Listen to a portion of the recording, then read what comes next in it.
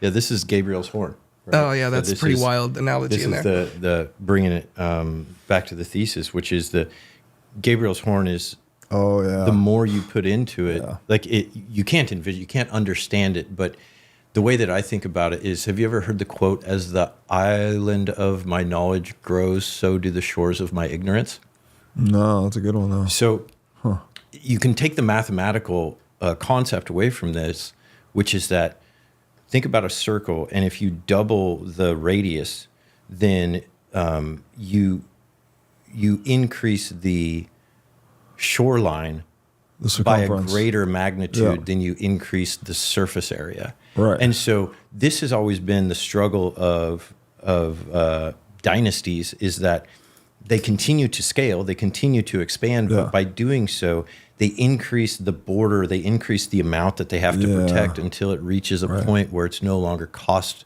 They get overextended. Yeah, they get over, and then they collapse, right?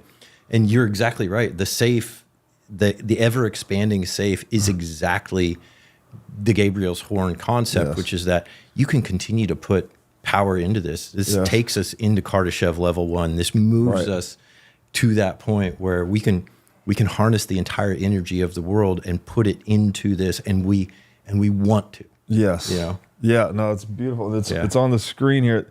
So it's a mathematical construct, right? And supply volume stays fixed.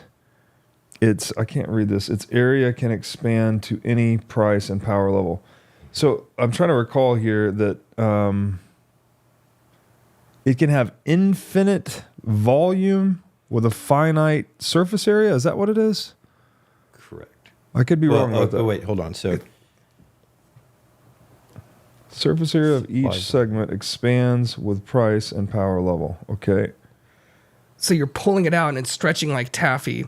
And so each surface segment is expanding with price and power. And each surface segment there is it can represent a Bitcoin. So like each Bitcoin, if Bitcoin is real estate, the value or expanse of those Bitcoins, the amount of power they represent is growing. So basically the purchasing power that can be contained by each Bitcoin is limitless. Correct. Although the Bitcoin supply is perfectly fixed. Yeah. Yeah. And so, and by the other thing, I brought this to his attention.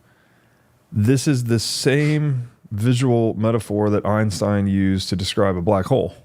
Oh, like we often call Bitcoin the economic singularity. Wow. Yep. It's this. Cool.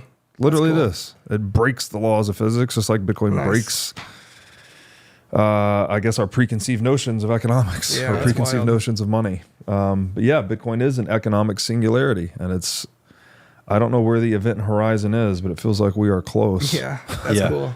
It really does. Yeah. And you know, they talk about in the actuality, if you were, say, falling backwards into a black hole, then I would see you falling backwards in real time. You know, you would just disappear. But you looking out, it would be an eternity. The way that time slows when it's in the black hole, right? Yeah. And so I tell you what, man, waiting for Bitcoin to take over, that's kind of what it feels like. Like, come on, man. Yeah. Been waiting here for days. This is towards the end of the book, but yeah, I think it just... Man, what a brilliant job he did with this book. Like he goes through, you know, starting with the most basic physics and anthropology of animals and territoriality all the way to Gabriel's horn, like an abstract mathematical concept.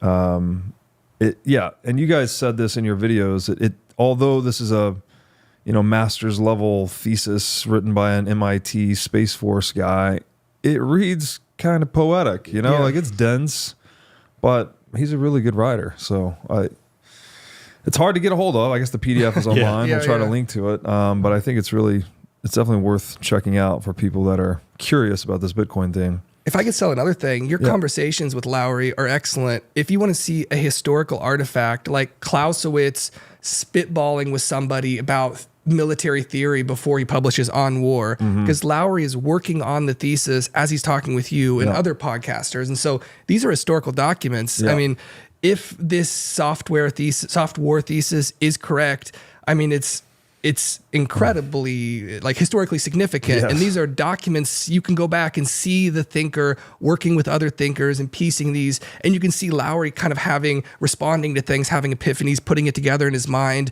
quoting Robert at the end of his book. He's drawing in all these ideas, and it's a fascinating thing to watch. And I'm just so grateful to be able to go back and look at that as I read this. It's incredible. Yeah. Thanks for watching. If you enjoyed this episode, click here to find more just like it, and here to find our most recent episode.